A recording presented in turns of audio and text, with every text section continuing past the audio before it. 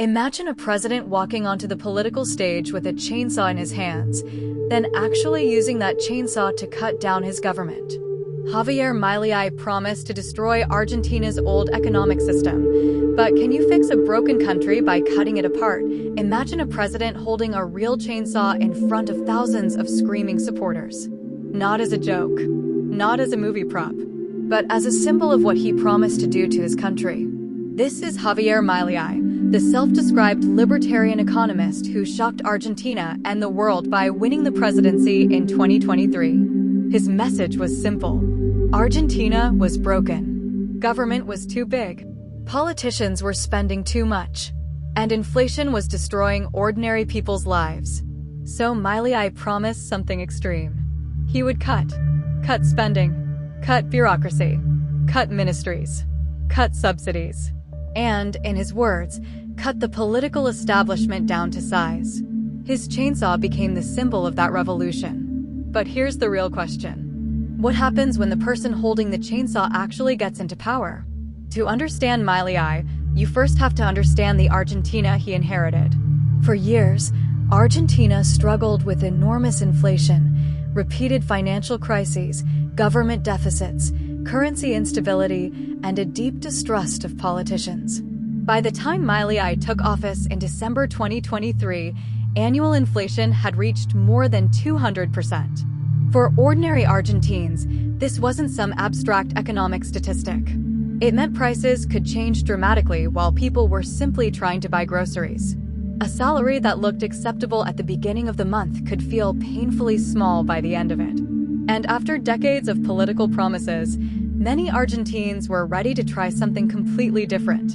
Then came Javier Milei. He wasn't a traditional politician. He had been an economist and television personality known for his explosive arguments, wild hair, aggressive speeches, and radical economic ideas. Instead of promising small reforms, Milei told voters that Argentina needed a complete transformation. His slogan was essentially, "The old system has failed." And his solution? Shrink the state. Massively. When Milei entered office, his government immediately launched a dramatic austerity program. Government spending was slashed. Public works were reduced. Subsidies were cut. Government agencies were reorganized. And thousands of public sector jobs disappeared. The idea behind the strategy was straightforward. If the government constantly spends more money than it collects, it has to borrow, raise taxes, or find another way to finance the deficit. Milei argued that Argentina had repeatedly relied on monetary expansion and fiscal deficits, and that this had helped fuel inflation. So instead of treating the symptoms, he wanted to attack what he believed was the root of the problem: the deficit. And he moved extremely fast. One of the biggest changes was the shrinking of the national government. By July 2026, Milei's administration had reduced the number of national ministries to 8, with the Ministry of Interior eliminated and its functions transferred into the Chief of Cabinet structure. That is not a normal government adjustment. That's a major restructuring of how the country is administered. And this is where the chainsaw metaphor becomes important. Milei wasn't simply trying to make government more efficient. He wanted to fundamentally change the relationship between the government and the economy. His philosophy is based heavily on economic liberalism and libertarian ideas. In simple terms, the government should do less, markets should do more. Businesses should face fewer restrictions. And the state should stop spending money it doesn't have. But there was a problem. Cutting government spending sounds simple on paper. In real life, every cut affects someone. When subsidies disappear, prices can rise. When public projects are canceled, workers and businesses can lose income. When government employees are laid off, families lose salaries. And when social spending is reduced, the people already struggling can feel the impact first. That's why Milei's presidency became one of the most controversial economic experiments in the world. Supporters saw a leader finally doing what previous governments were afraid to do. Critics saw an administration making ordinary people pay the price for an ideological experiment. And both sides had evidence for their arguments. One of Milei's biggest achievements was fiscal discipline. His government achieved fiscal surpluses after years in which Argentina struggled with chronic deficits. Inflation also fell dramatically from the levels seen around the time he took office. According to reporting in 2026, annual inflation fell from around 211% in 2023 to about 31% in 2025. And by June 2026, Argentina's monthly inflation rate had fallen to 1.9%, the lowest monthly figure in 10 months. Those numbers are extraordinary compared with where Argentina started. But there's another side to the story. Lower inflation doesn't automatically mean that everything suddenly becomes affordable. Imagine prices were rising at an incredible speed. Then suddenly they start rising more slowly. That's a major improvement. But the prices that already increased don't magically go back to where they were. For families, that distinction matters. And this is why Milei's economic revolution remains so controversial. His supporters say, "Give the reforms time." His critics say, "People cannot live on promises of future prosperity." And the political battle became even more intense. Milei didn't just attack economic policies. He attacked the political establishment itself. He described traditional politicians as part of what he called the caste. His message resonated with millions of Argentines who believed the political class had failed them. And then something unexpected happened. The chainsaw became more than a campaign symbol. It became an international political image. When Elon Musk later appeared holding a chainsaw that had been associated with Milei's message, the symbol traveled far beyond Argentina. Suddenly, the chainsaw wasn't just about one country's economic problems. It represented a broader political idea. What if government itself needs to be dramatically downsized? But here's where the story gets even more interesting.